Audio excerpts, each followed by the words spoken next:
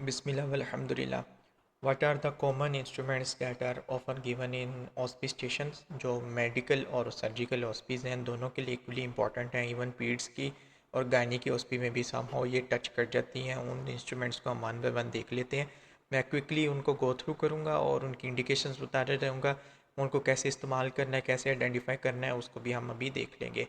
So the first instrument is the laryngoscope. You can see on your screen. Laryngoscope as the name indicates, ये basically scope है larynx के लिए, जिसके different size आते हैं, जिसको हम मैसिनटोश बोलते हैं अगर वो कर्व नीडल है, और मिलर बोलते हैं स्ट्रेट इसकी आगे वाली अगर है। तो कर्व और स्ट्रेट ये वैसे कभी नहीं पूछा जाता है। आपने सिंपली ये करना है कि इसको लगाना सीख लेना है कि इसको हमने इस हैंडल के साथ, जो इसका बैटरी वाला हैंडल है, उसे कैसे अटैच करना है। ये इंपॉर्टेंट है क्योंकि ड्यूरिंग एग्ज़ाम काफ़ी बच्चे, काफ़ी स्टूडेंट्स जो हैं वो इसमें स्ट्रगल कर रहे होते हैं। उनको पता नहीं होता, कभी उन्होंने देखा नहीं होता, तो उन्हें लगाना नहीं आ रहा होता। जैसे आप इसको इसके साथ लगाएंगे तो इसके अंदर एक लाइट ऑन हो जाती है, जो आपको यहाँ पे नज़र आ रही है।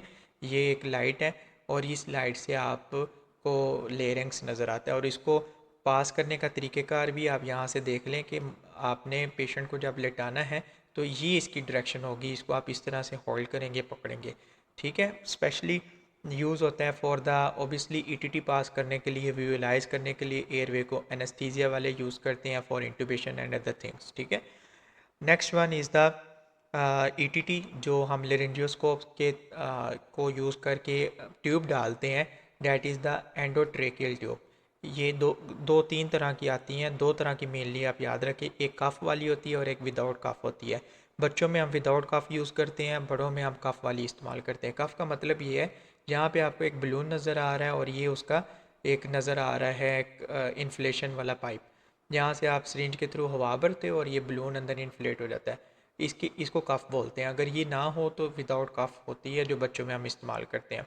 इसके डिफरेंट साइजेस हैं और क्यों इस्तेमाल की जाती है, to secure the airway, to use the ventilation, ठीक है। इस तरह की चीज़ों के लिए हम इस्तेमाल करते हैं।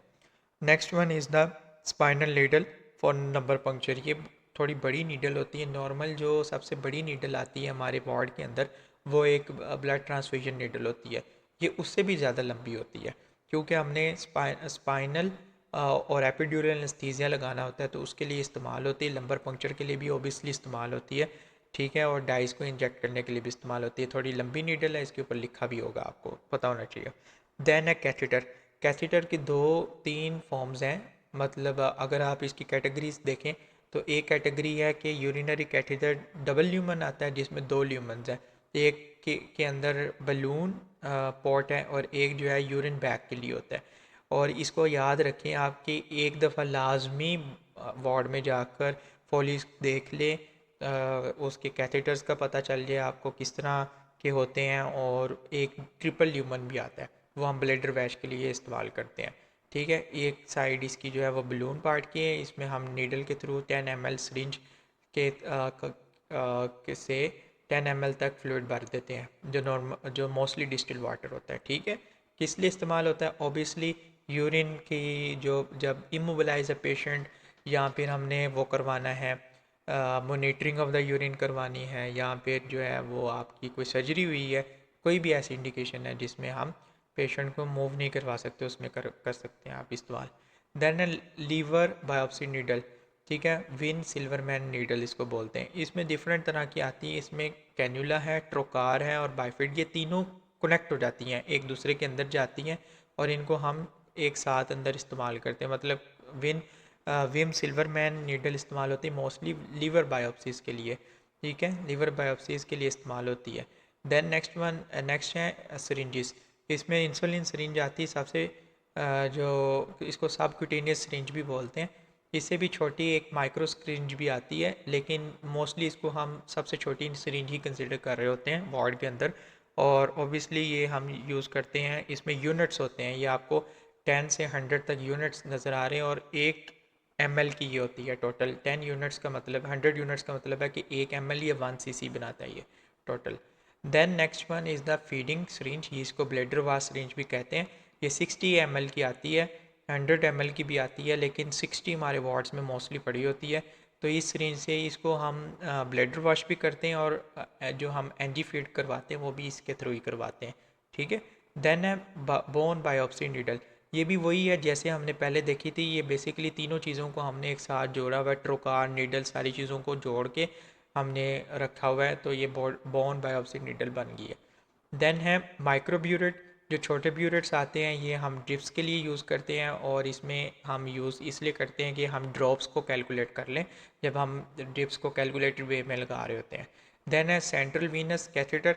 ये बेसिकली सेंट्रल वीनस लाइन है, ये भी एक पूरी वो आती है, किट आती है, और इसके अंदर ये सारी चीज़ें मौजूद होती है जिसमें कैथेटर है और स्टेराइल चीज़ें हैं, ब्लेड होता है, डिफरेंट तरह की इसमें चीज़ें पड़ी हुई हैं। और कब करना है, ऑब्वियसली जब हमें आईवी लाइन एक्सेस नहीं हो रही होती, यहाँ पर हमने सेंट्रल लाइन के through total parental nutrition start करनी है, फ्लूइड्स देने हैं, हीमोडायलिसिस करनी है, उनके लिए इस्तेमाल होती है, ठीक है। Then IV cannula different sizes के आते हैं, 22 से 16 साइजेस के अवेलेबल हैं। ये आपको जो साइजेस इंक्रीज़ होते हुए नज़र आ रहे हैं ना, ये इस लाइन में नज़र आएंगे। देन एयरवे हैं, एयरवे के भी डिफरेंट साइजेस अवेलेबल हैं, यूज़ होता है for any two maintain airway, patent है, मुंह में डाल देते हैं, इसको भी एक दफ़ा यूज़ करना सीख लें लाजमी। देन इन्हेलर है, इन्हेलर के बारे में क्वेश्चन आता है, स्पेशली इसकी जो टेक्निक है इस्तेमाल करना है, इसको आपने 2 to 3 centimetre away from the mouth इस्तेमाल करना है, और इसके बाद इसको वॉश करना है, माउथ को भी वॉश करना है। इसका जो सारे पार्ट्स हैं वो आपको पता होने चाहिए, ठीक है। पार्ट्स में कैनिस्टर है, नोज़ल है, मीटरिंग वाल्व है, और सीट है, ड्रग मिक्सचर इसमें शामिल है। देन एनजी ट्यूब है, एनजी ट्यूब जिसको नेज़ो गैस्ट्रिक ट्यूब कहते हैं, राइल्स ट्यूब भी बोला जाता है इसको, ये इस तरह की होती है, इसमें भी डिफरेंट साइजेस अवेलेबल हैं। और यहाँ पे मेरे ख्याल से ये वाली जो है ना 12 नंबर की है। वैसे आप इस तरह से साइज़ गैस नहीं कर सकते, ऊपर साइज़ लिखे होते हैं, क्योंकि मैं अब भाई कलर बता रहा हूँ तो इसलिए आपको ये इधर मेंशन कर रहा हूँ, अदरवाइज़ सारी चीज़ों पर लिखी होती है। एनजी किस लिए इस्तेमाल होती है, ऑब्वियसली न्यूट्रिशन के लिए इस्तेमाल होती है, जी कंप्रेशन के लिए, गैस्ट्रिक लवाज के लिए इस्तेमाल होती है। देन यहाँ पे हमारे जो है इंस्ट्रूमेंटेशन वाला पार्ट कंप्लीट होता है।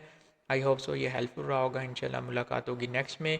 काइंडली इस तरह के लेक्चर्स को मैक्सिमम शेयर करें ताकि मैक्सिमम स्टूडेंट्स